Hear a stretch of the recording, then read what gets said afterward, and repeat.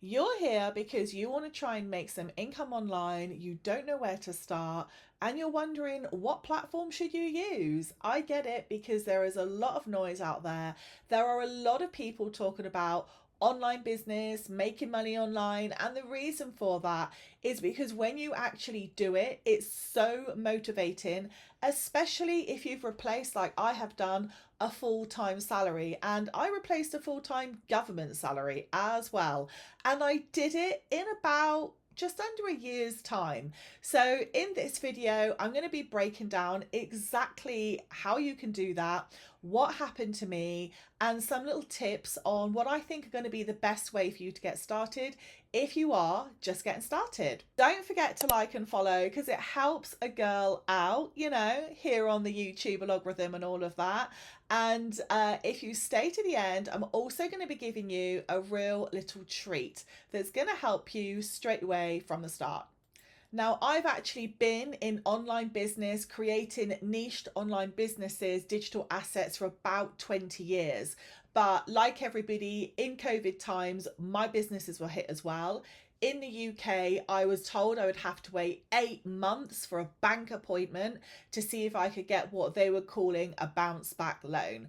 I knew I couldn't wait 8 months. My businesses couldn't wait 8 months. They had digital assets that needed to be paid for every single month. So then I did the next best thing, which was to get a job. The only place that were giving out jobs in lockdown was a government. So I went and worked for the government.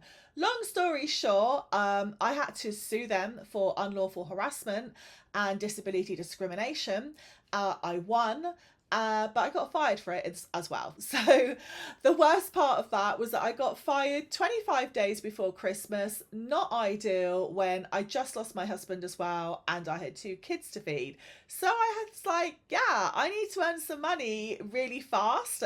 And it needs to be about 5 grand. Like £500 is not even going to touch the sides. So my goal was £5,000.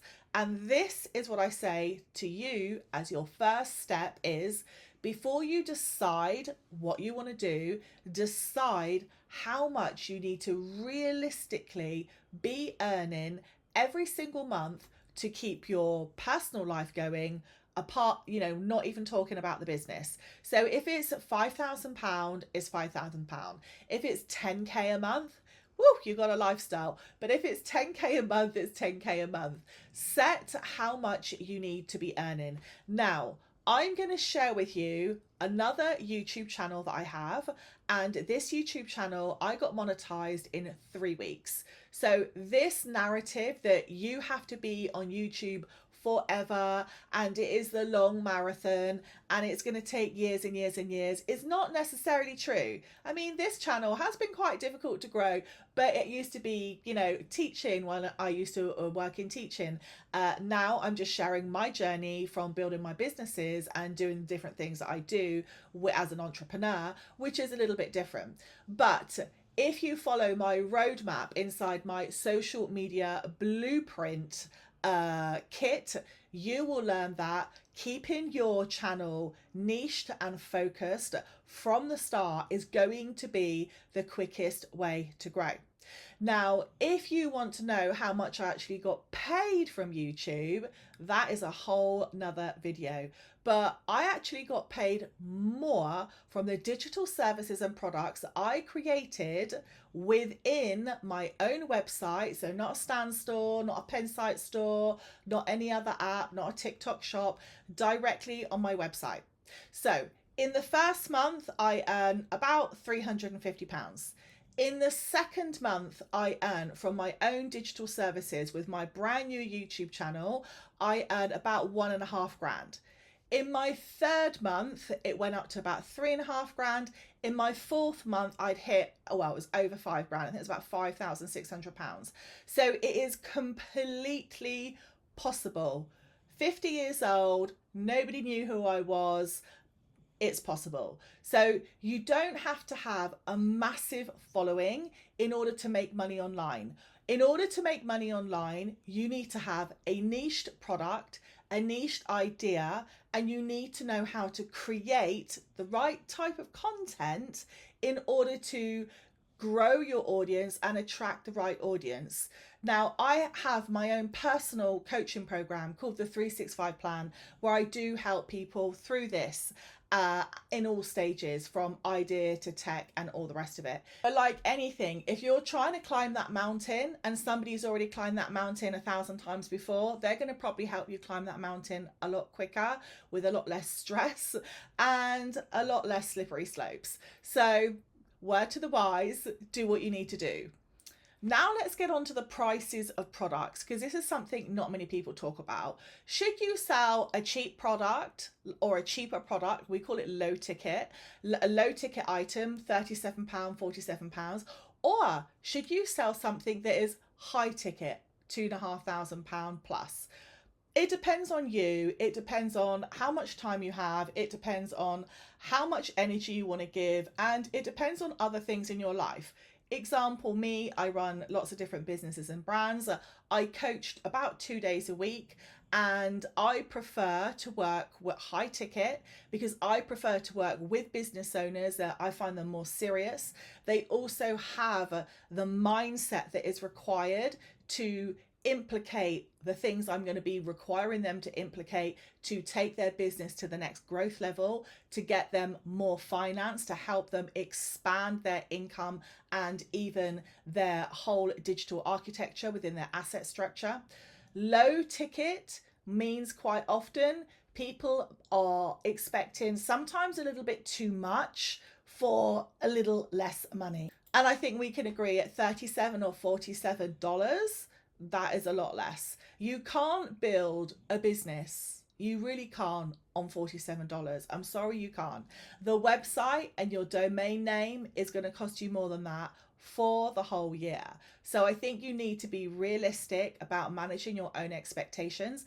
And that's why I love working with business owners, because they know the real cost of things in the business world mostly. So I don't have to manage that expectation. They know it's normal to spend £100 a month with your software to keep all of your business going. But that's a hell of a lot cheaper than having to pay rent on a shop in a town that you live in. It's also the growth elements that you can achieve when you have an online business. I think when you're talking to business owners, they have a bit of a better understanding of that, and they are open to a lot more suggestions. And some people have already got a website, but it's just not working very well. Or they might have an offline business that they want to bring online. So they still understand a little bit of business, but they might not necessarily understand about online business or content marketing or TikTok marketing or even YouTube. So it's just a little bit what I prefer. And I also find that if you are selling low ticket, you're having to serve like 100 people. That could potentially be 100 problems. Sometimes people are more problematic than you think.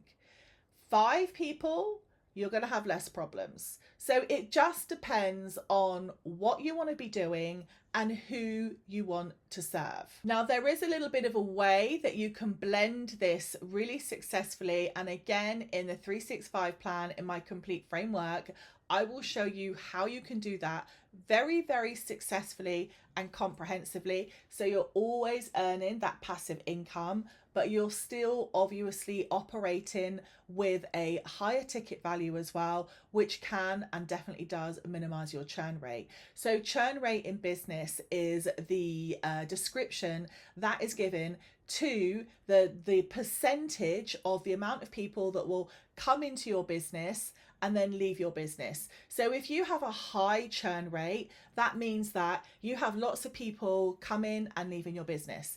If you have a low churn rate, that means people come into your business and they stay in your business for a longer period of time. Their churn rate on which they exit your business, if they exit it at all, is going to be a lot slower. And this is one of the reasons why people love memberships, particularly business owners.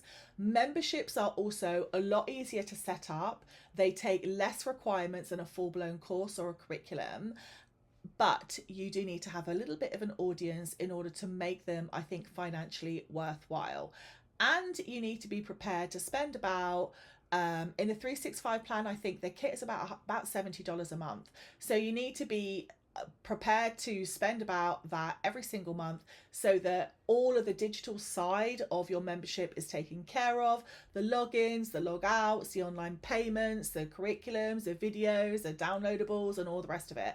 And quite frankly, if you were having to do that all manually on WordPress, which I have also done back in the day, trust me when I say 70 quid is a small price to pay to be stress free and have your mentality intact.